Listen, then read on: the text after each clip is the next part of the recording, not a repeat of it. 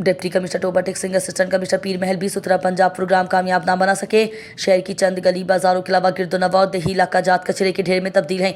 अवामी हलकों का कहना है कि पीर महल सुथरा पंजाब के नाम पर सरकारी रिकॉर्ड में मुहाना करोड़ों रुपए की रकम कहाँ खर्च हो रही है। हुकूमत इंक्वायरी कराए, इंक्वायरी में अहले इलाका को भी शामिल किया जाए। अवामी हलकों ने सवाल उठा दिया। तहसील पीर महल शहर की गिरदोनवा और देही इलाका जात खासकर चक 672 13 गाबे में हर तरफ कचरा ही कचरा नजर आता है, जबकि अहले इलाका अपनी मदद आप के तहत कचरा चक के बाहर मखसूस जगह पर लाकर डालते हैं, मगर सुथरा पंजाब की जानिब से ना वो कचरा कई नमा उठाया जाता है और ना ही चक के अंदर या बाहर को कचरा बॉक्स रखा गया है, न कचरा डालने के लिए कंटेनर डंपिंग पॉइंट मखसूस किया गया है।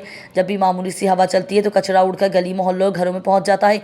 अवामी हलकों ने वज़ीर आला पंजाब मरीम नवाज से मुतालबा किया कि तहसील पीर महल की गिरदोनवा में सुथरा पंजाब प्रोग्राम इंतजामिया के दम दिलचस्पी के बाइस बुरी तरह नाकाम हो चुका, जबकि ज़राए के मुताबिक सरकारी रिकॉर्ड सुथरा पंजाब सब अच्छा की रिपोर्ट दी जा रही है। अवामी हलकों का कहना है कि सुथरा पंजाब के करोड़ों कहाँ खर्च हो रहे हैं। हुकूमत इंतजामिया से इंक्वायरी करें और तहसील की आवाम को इस इंक्वायरी का हिस्सा बनाएं।